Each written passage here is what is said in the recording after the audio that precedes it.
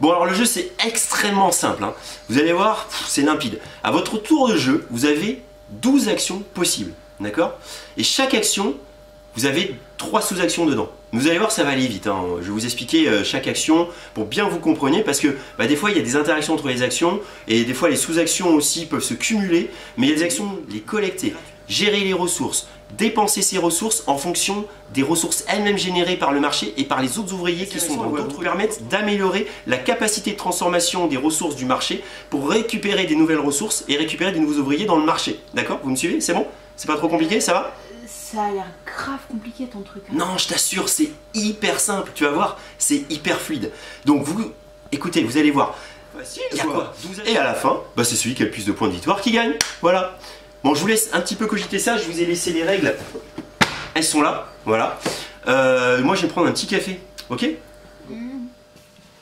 Alors... Putain, ça marche comment cette machine à café là? Ça a l'air super compliqué ce truc, il y a 2 boutons. Je sais pas, ça marche comment ce truc? Elle marche comment votre machine à café là? C'est compliqué j'ai l'impression quand même. T'inquiète, c'est pas très compliqué, il faut appuyer sur le gros bouton. Ouais, tu vas voir, c'est hyper simple. Très fluide.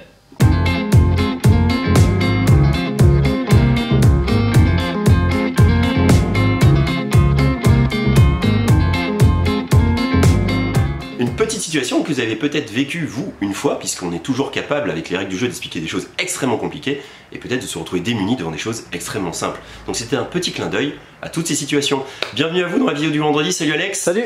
Et bien voilà, cette vidéo, cette petite pastille ludique que vous appréciez de plus en plus et que vous êtes de plus en plus nombreux à suivre, et on vous remercie vraiment chaleureusement toutes les semaines parce que ça nous fait extrêmement plaisir à quel point ça change notre relationnel avec vous pour notre plus grand plaisir, n'est-ce pas Alex? Tout à fait. Et bien cette petite pastille va commencer tout de suite avec les nouveautés de la semaine. Il y a des trucs sympas, vous allez voir, il y a du Pokémon aussi à la fin. Oh oui. Mais pour l'instant on va commencer avec ça. Ça, c'est Vélonimo. Alors pour certains grands privilégiés, en novembre, nous étions, nous, des privilégiés d'ailleurs, nous faisions partie des 5 magasins autorisé à vendre ce jeu parce que c'était histoire de le lancer, de voir s'il aurait du succès pour l'aider à trouver un distributeur, et évidemment ça a été un succès phénoménal. C'est un jeu qu'on a vendu partout dans toute la France. Finalement on n'avait pas assez de boîtes, évidemment il y a eu beaucoup de frustrés, et maintenant voilà, vous pouvez tous acquérir Vélonimo parce qu'il est distribué par BlackRock. Vélonimo c'est un jeu de Bruno Catala, illustré par Dominique Mertens qui a fait des dessins vraiment fabuleux avec des petits animaux sur leur vélo, c'est trop rigolo. Donc c'est un jeu familial, c'est un jeu qu'on peut jouer de 2 à 5 joueurs à partir de 7 ans pour des parties avoisinant les 5 minutes la partie, puisqu'on va pouvoir enchaîner des étapes. Et oui, parce que Vélonimo c'est dans le monde du vélo, on va faire des étapes un peu comme au Tour de France. Et alors ça, attention, ceux qui ont leur petite boîte qu'ils ont acheté en novembre, Alex, ils vont dire attends, oui, mais moi je l'avais pas ce truc là. Bah non, vous l'aviez pas, mais vous avez au moins l'exclusivité d'avoir pu jouer au jeu pendant tout ce temps là. Alors laissez à ceux qui n'avaient pas eu cette exclusivité le privilège d'avoir un petit bloc score. Un petit bloc score, voilà, et on voit que ça peut se jouer jusqu'en 5 étapes. Et quel est le but de ce jeu? Alors c'est un jeu de défausse et de combinaison de cartes extrêmement simple, des cartes de couleur, des cartes de valeur. À votre tour de jeu, vous allez pouvoir jouer soit des cartes de la même couleur, soit des cartes de la même valeur, et annoncer un chiffre. Ce chiffre étant du nombre de cartes que vous avez joué, 10 points par carte, plus la carte la plus faible que vous avez jouée. C'est-à-dire que ici, 10, 20, 30, 31. Je me défausse de ces cartes-là, j'annonce 31. Maintenant, le joueur qui suit, il doit faire plus que 31. Imaginons que ça, c'est la main du joueur qui suit. Il pourrait faire, ici, 34. Oui. 10, 20, 30, 34. Ainsi de suite, jusqu'à ce que vous décidiez de passer. Et à un moment, quand tout le monde aura passé, celui qui avait lancé la plus grosse attaque va défausser toutes les cartes et relancer une nouvelle attaque. C'est aussi simple que ça, le but c'est de se défausser des cartes, donc c'est clairement ce genre de jeu où vous allez gérer votre main de cartes la plus habile possible, parce que je l'ai vécu. À un moment, vous pouvez avoir plus que ça en main et ça vaut plus rien, oui. Et vous n'arrivez plus à les poser. Parce que ça, c'est 22. Et à un moment, les autres, ils ont peut-être gardé des grosses cartes. Alors vous pourrez toujours faire appel à vos petits mercenaires, mais ça n'est qu'une seule carte, oui. Ça peut permettre de reprendre la main. Un petit peu de chafouin, parce que c'est Bruno Catala. Le 1, quand vous le jouez, vous avez le droit de voler une carte dans la main d'un de vos adversaires, et oui, en autant de 1 que j'ai joué. Par exemple, si je joue ça, j'ai 21. Et je peux en plus voler 2 cartes à quelqu'un et lui rendre autant de cartes que je lui ai volées, peut-être les cartes que je lui ai prises parce qu'elles ne m'intéressent pas, ou alors d'autres cartes que moi j'ai envie de me défausser pour faire une combinaison. Parce que c'est un jeu de combinaison de cartes. C'est vraiment très malin. Ça a joué en 5 étapes. À chaque étape, le gagnant va marquer autant de points qu'indiqué ici fois le nombre de joueurs qu'il y a encore derrière lui. Ouais. Donc si on joue à 4 et que je franchis la ligne d'arrivée à l'étape 1, ben je marque 3 points. Et le deuxième marque 2 points, etc. Le dernier ne marque aucun point. Évidemment, c'est une étape et plus on va monter, plus les points vont valoir cher. Donc même si vous n'êtes pas trop réussi sur la première étape, ne vous inquiétez pas. À l'étape 4 et à l'étape 5, il y a beaucoup de points à gagner. Et c'est peut-être là que vous allez gagner finalement. Parce que vous pouvez avoir aussi collecté ça, le maillot petit pois à carotte. Le premier vainqueur de l'étape gagne le maillot petit point à carotte. Et c'est celui qui a le plus de points pendant toutes les étapes qui le conservera. Ça fait plus 10, ça peut permettre de reprendre la main et de se défausser de cartes plus facilement. Vélonimo, c'est un travail fabuleux. Donc on va mettre un lien dans la petite vidéo YouTube de Studio Stratosphère. Il a fait faire ce jeu en France par des petites mains c'est vrai, d'artisans. On voit dans la vidéo, c'est impressionnant, ils collent tout ça, etc. On n'a plus l'habitude de voir ça, c'est vraiment un travail artisanal et c'est une belle aventure qu'on est fier d'avoir aidé à se dérouler aussi bien. Voilà, c'est fini pour Vélonimo, vous savez qu'il est disponible. On enchaîne avec What? C'est un jeu de Nicolas Normandon qu'on salue, Nico, parce que je sais que tu regardes cette vidéo, et de Pierrot qu'on salue aussi, puisque Pierrot, il a fait les dessins, et eux tous, Nico et Normandon et Pierrot, ils ont fait Kiff Édition. C'est eux qui sont responsables de Foufoufou, par exemple. Hein. Et donc dans What, on est sur un jeu d'ambiance, clairement, un jeu d'équipe contre équipe. Si vous aimez bien Codenem, c'est ça, c'est un petit jeu d'équipe contre équipe à celle qui marquera le plus de points. Ces petits points, c'est des petits pouces comme ça, parce que ça veut dire, ouais, bien joué, tu marques des points. Comment ça va se passer? Il y a ce petit chevalet ici très sympa avec des situations qui sont répertoriées par zone de couleur. Vous voyez ici un repas de mariage d'un cousin éloigné qui est lié à la zone jaune, en boîte de nuit lors d'une soirée mousse qui est liée à la zone rose. Et je laisse Alex filmer le reste pour vous dire que What est un jeu de 4 à 10 joueurs pour des parties de ouf de 20 minutes. Voilà, ça c'est fait. Maintenant, il y a des objets 9 exactement. Et quand c'est mon tour, Alex, imaginons qu'on joue ensemble, je vais tirer ici au hasard, en mélangeant, hasard total, une zone de couleur, à l'avant-première d'un film en présence des stars. Waouh, génial. Alors de quoi j'ai besoin à l'avant-première d'un film en présence des stars? J'ai 3 jetons, ou de quoi je n'ai pas besoin. Parce que toi, tu sais pas quelle est la situation, et c'est en posant ces objets-là que tu vas en déterminer que tu vas essayer de comprendre dans quelle situation je me trouve. D'accord. Et bien là, ce qui est malin, c'est que plus je vais utiliser de jetons, moins je vais marquer de points. Oui. Et plus moins je vais utiliser de jetons, et plus je vais marquer de points. Alors peut-être que je pourrais tenter ça, tu vois. Oui. Et ouais, un stylo pour la dédicace. Tout à fait. Bon, alors après peut-être que ça pourrait matcher avec d'autres trucs. Donc il faut aussi que je regarde les autres situations pour pas que tu confondes avec une autre situation. C'est tout. Une fois ceci fait, on va remplacer les cartes, il y en a plein. Voilà, je pense que c'est Pierrot qui a dû les dessiner. C'est des cartes du quotidien, c'est des cartes très rigolotes. Et des situations, il y en a plein. Parce que ce tas-là, vous voyez, il est 2 fois plus gros que ça. On a juste installé celui-là, mais il y en a un deuxième aussi gros. Des situations aussi absurdes que rigolotes, que cocasses à faire deviner. C'est un jeu d'ambiance absolument efficace. Et puis surtout, c'est une grosse boîte, un tout petit prix. 23 € seulement, donc ça c'est chouette d'avoir fait un bon jeu d'ambiance dans une grosse boîte, mais pour un prix d'un petit jeu d'ambiance en fait.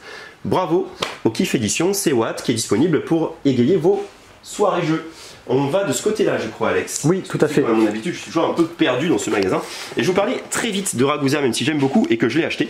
Et je voulais vous le montrer, mais en fait, on va attendre un petit peu qu'il revienne en stock parce qu'il y a une petite erreur de production, on va dire, sur les cartes qui sont pas dans un bon nombre et qui font qu'il y a un déséquilibre dans le jeu. Donc même si Atalia a mis sur son site une petite solution temporaire en attendant l'arrivée des cartes, nous on attendra l'arrivée des cartes pour vraiment vendre le jeu avec les nouvelles cartes. Ragusa, c'est un jeu super agréable, je sais pas si tu zoomes là, c'est un jeu de pose ouvrier, mais très original, où vous allez poser des petites maisons, récolter un peu comme dans Little Town, tu vois. Quand tu vas poser ta petite maison, tu vas récolter tout ce qu'il y a autour de ta petite maison. Au début, tu es obligé d'avoir du bois, parce que c'est ce qui t'autorise à poser une maison, et tu récoltes direct ce bois qui t'autorise à poser ta maison. Après, c'est des hexagones. Alors si tu veux reposer une deuxième maison dans ce même hexagone, tu devras avoir 2 bois cette fois-ci. Donc à toi de créer cette production que tu vas mettre sur un petit plateau, savoir ce que tu produis exactement. Puis à un moment, tu vas décider d'aller dans la ville de Ragusa. Et dans la ville de Ragusa, tu vas pouvoir activer des bâtiments. Et ce qui est malin, c'est qu'à chaque fois que tu actives un bâtiment, tu poses une maison, et si quelqu'un repose une maison dans le même bâtiment que toi, il te réactive toi aussi. Donc c'est un jeu où il y a énormément d'interactions. Et toutes ces ressources qu'on va récupérer, on va essayer de les transformer. Par exemple, tu vas récupérer des raisins, tu vas en faire du vin. Tu vas récupérer des olives, tu vas faire de l'huile d'olive. Et tout ça, tu vas le vendre dans ces différents bateaux qui sont ici et qui arrivent et qui demandent des choses pour pouvoir te vendre en échange d'autres choses. Bref, c'est un peu de troc, un peu de marché, un peu de pose d'ouvrier. C'est super agréable, c'est super dynamique, c'est super interactif. Et on vous en reparlera un peu plus quand on aura le vrai matériel, le vrai plateau. Je ramènerai mon jeu pour vous montrer ça de mieux. Voilà. En attendant, on a une petite boîte qui attend peut-être un acheteur qui s'en foutrait d'avoir les cartes qui lui manquent. Tout à fait. On enchaîne avec cette jolie pagode.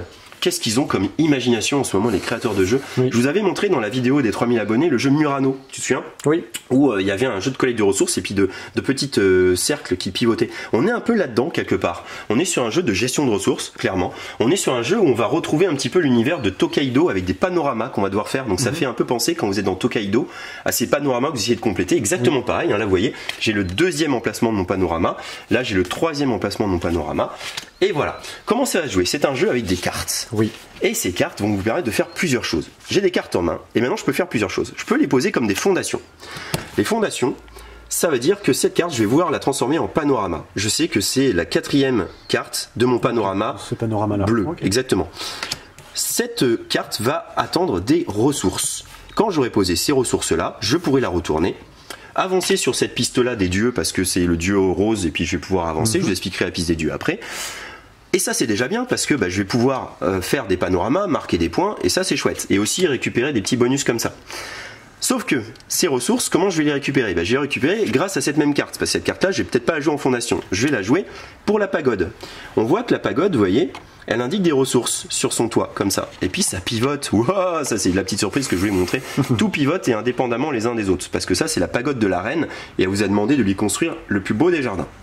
Maintenant, cette pagode-là, vous voyez, si je joue cette carte-là, je vais pouvoir faire pivoter cet étage-là, avec l'étage du dessus par la force des choses, d'un quart d'écran, et ensuite collecter les ressources de bas en haut. De bas en haut, exactement. Mais de bas en haut, ça veut dire que je vais les prendre, mais à un moment, si je suis trop plein, parce que hop, on voit que ça, c'est mon petit stock, mon petit entrepôt, et bien si je prends mon verre, mes 2 bois et ma goutte d'eau, ça va, j'en ai 4, mais si j'avais eu la pierre à collecter après, je pouvais plus la mettre. Eh oui. Exactement. Okay. Et donc ça, cette collecte-là, vous l'avez compris, parce que vous êtes des malins, la gestion de ressources, c'est justement pour poser ensuite les ressources. Mais comment? Grâce aux cartes aussi.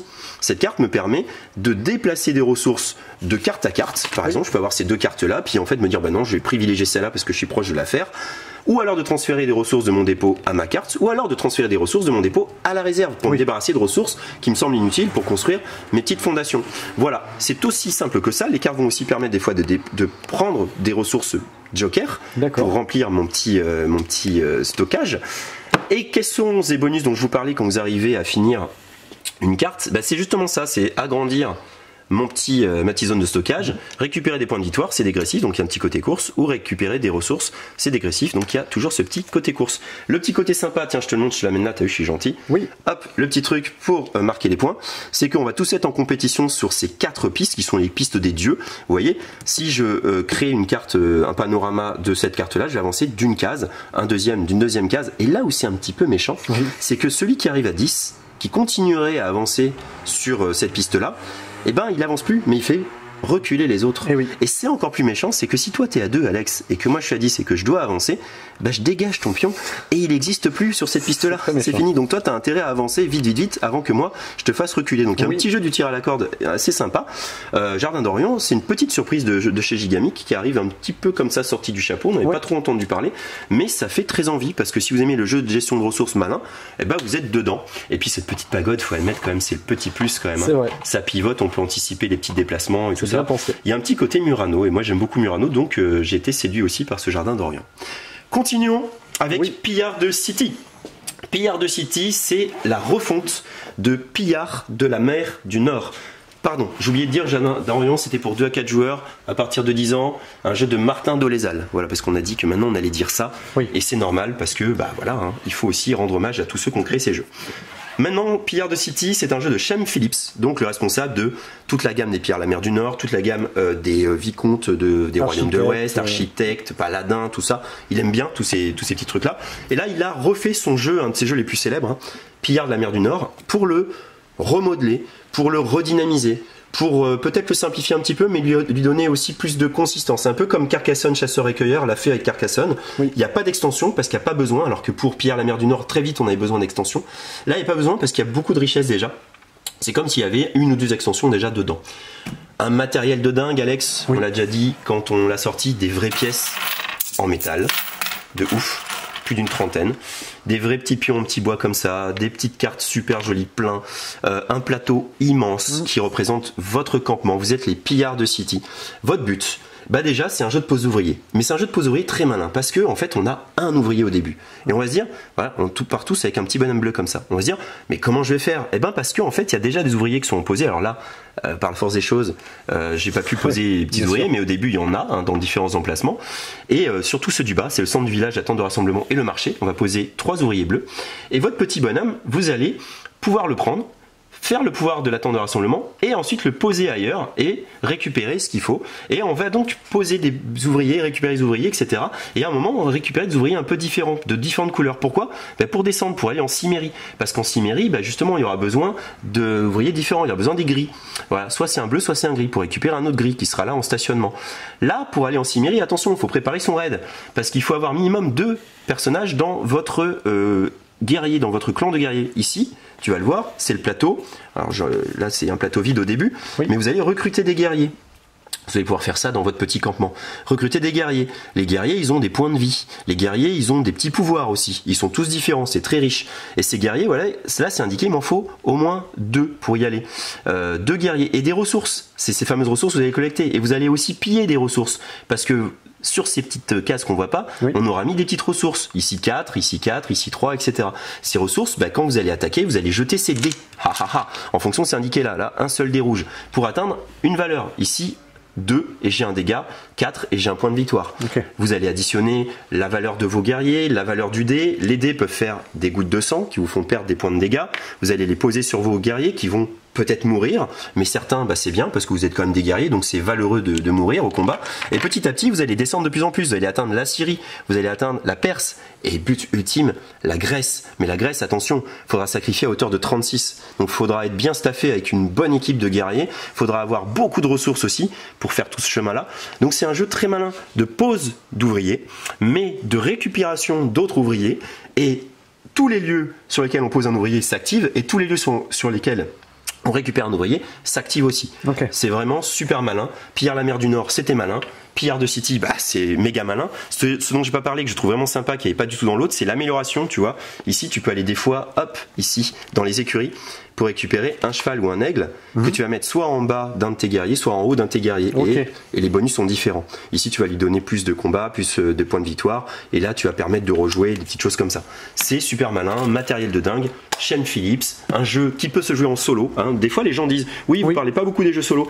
Chaîne Phillips, il est très fort pour faire des jeux solo. Et il y a un automa. Ce qu'on appelle un automa, c'est des cartes comme ça qu'on va tirer aléatoirement et qui vous disent voilà, il se passe ça, il se passe ça. C'est comme un joueur fictif qui prend des décisions, mais c'est très bien pensé et vous avez vraiment l'impression que vous jouez contre quelqu'un qui vous bloque et qui avance lui aussi dans son pillage et qui va vous prendre des emplacements parce qu'évidemment, vu que c'est un jeu de pose ouvrier, quand un emplacement est pris, tu peux plus y aller. Donc il y a une course aussi pour aller jusqu'à la Grèce avant les autres.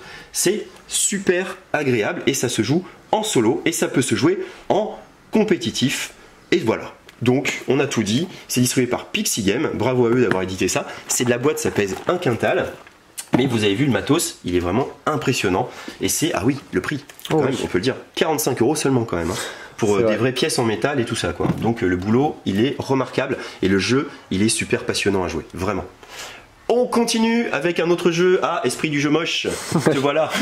C'est toi qui l'avais invoqué. Il est là. Coucou. Regarde, il fait coucou. Coucou, je suis l'esprit du jeu moche. Jeu moche, mais très bon. Sans ça, il serait pas autant demandé. Il est déjà en rupture.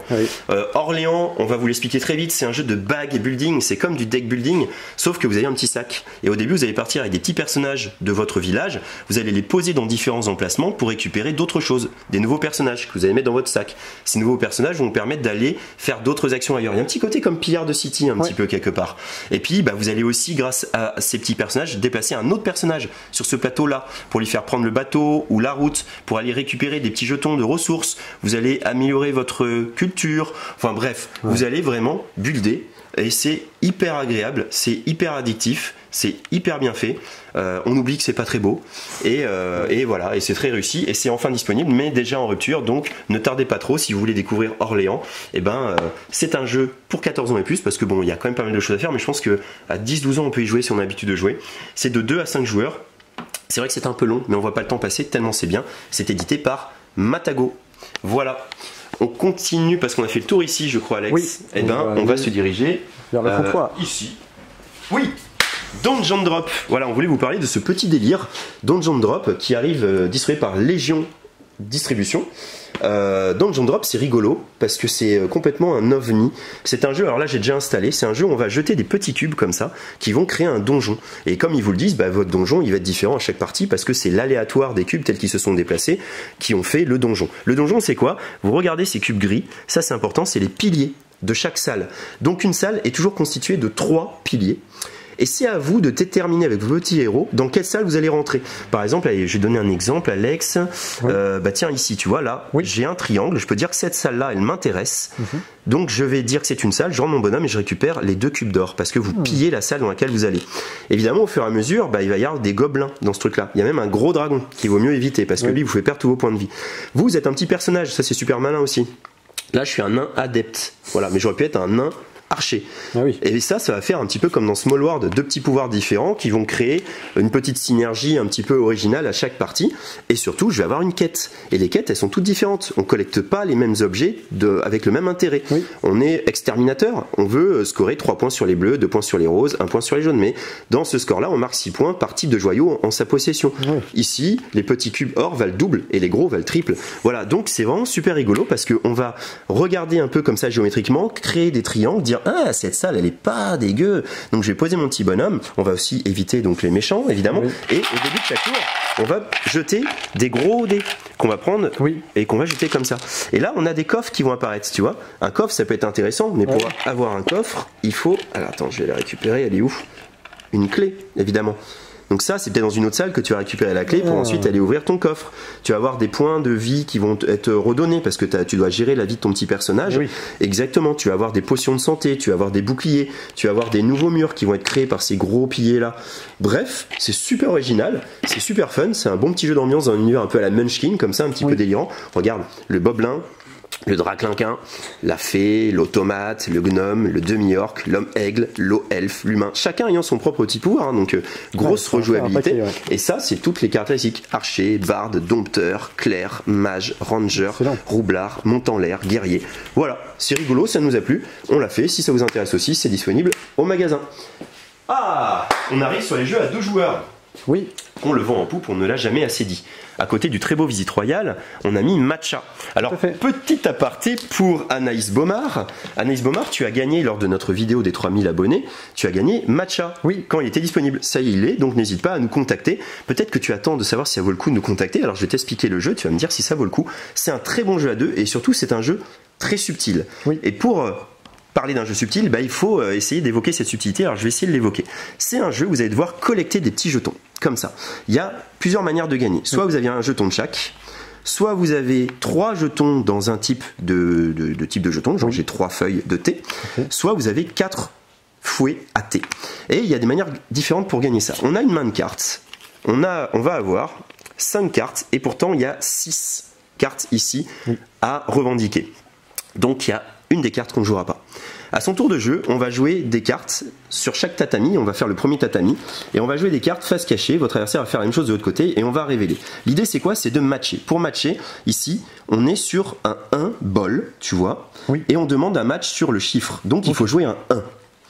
Si on joue tous les deux un 1, celui qui va le plus matcher, la différence va se faire sur, ici, le symbole. La feuille de thé bat le bol bat la goutte d'eau, la goutte d'eau bat la feuille de thé, c'est circulaire. D'accord. Si on doit matcher à côté, ici, c'est sur la goutte d'eau, donc on va essayer de jouer des gouttes d'eau, toi et moi, et la différence se fera sur le chiffre. Le 4 bat le 3, qui bat le 2, qui bat le 1, qui bat lui-même le 4.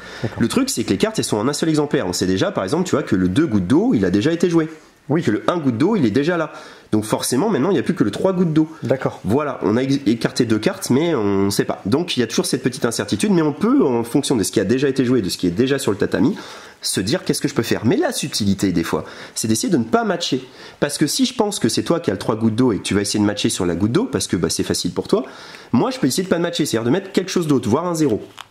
Et si j'arrive à ne pas matcher, je récupère un fouet à thé. Et si je fais ça 4 fois, je gagne la partie. Donc, vous voyez la subtilité du jeu? Au fur et à mesure, on va avancer comme ça. À la fin des tatamis, on verra si l'un des joueurs a réussi à gagner ou pas. Si on n'a pas gagné, on va refaire une nouvelle manche en remettant 6 nouvelles cartes, en redistribuant des nouvelles cartes et en refaisant une nouvelle manche pour collecter les ressources qui nous manqueraient. Donc la deuxième manche est toujours très tendue parce que en général, c'est là qu'on collecte les ressources qui nous manquaient pour gagner. Et donc du coup, vu que des fois on peut gagner en même temps, il y a un tiebreaker très important, c'est la feuille de thé.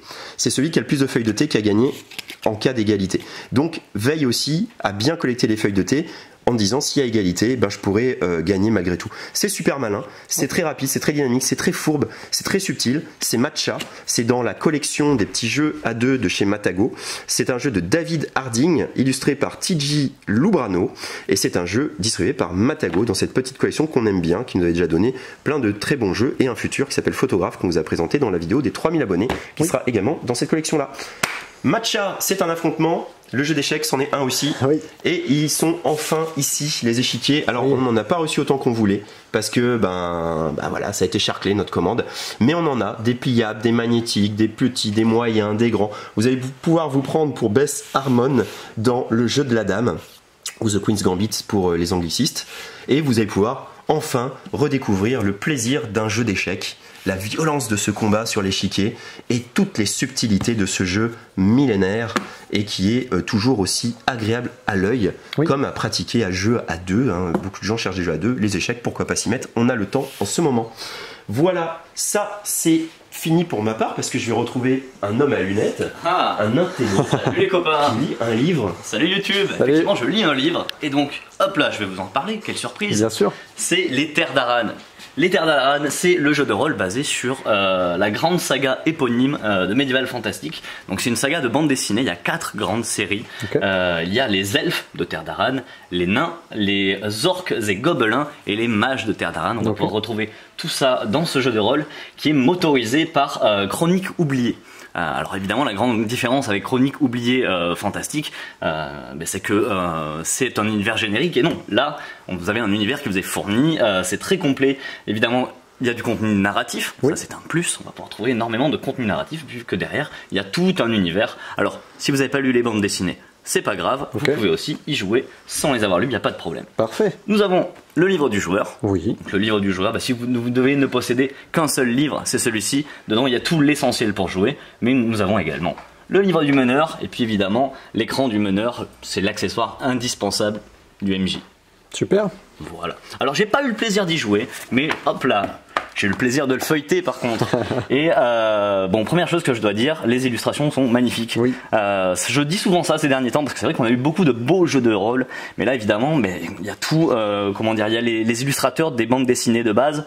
Il y a tout un univers, il y a toute une charte graphique qui est très bien respectée. Et regardez-moi ça, il y a des illustrations partout. Mais vraiment, j'ouvre une page au hasard et il y a une illustration. On a même des fois des doubles pages, enfin, c'est vraiment très beau. Autre chose que je dois dire, c'est très aéré. Et pour un gros volume comme ceci, de pouvoir aller chercher mes informations facilement, ne pas être noyé sous les informations, c'est vraiment très très très agréable. Hop, c'est pas tout. Parce que nous avions déjà en boutique la boîte d'initiation, donc je vous en reparle si vous êtes intéressé. C'est vrai que ça peut être sympa de commencer par la boîte d'initiation. La boîte d'initiation donc qui se passe dans la saga de Elf et qui est très très complète. Il y a énormément de choses dedans. Je vais pas vous lister tout ce qu'il y a dedans parce que c'est une brique tellement elle est lourde, tellement elle est pleine de matériel. Et voilà pour l'actualité jeu de rôle de la semaine. Ciao, merci, à la prochaine. Merci Antoine, on est fiers d'avoir un spécialiste jeu de rôle comme toi dans cette vidéo. Coucou Alex, je suis de retour derrière le comptoir. Oui. Je vais parler de petites choses qui sont sorties comme ça, comme Star Wars Légion, voilà, que vous allez pouvoir peindre. Et là, vous allez essayer de faire le sourire ultra bright de Lando Calrissian. Comment le faire? Qu'est-ce que tu prends comme couleur blanche? Parce qu'il souriait beaucoup dans ce Star Wars là.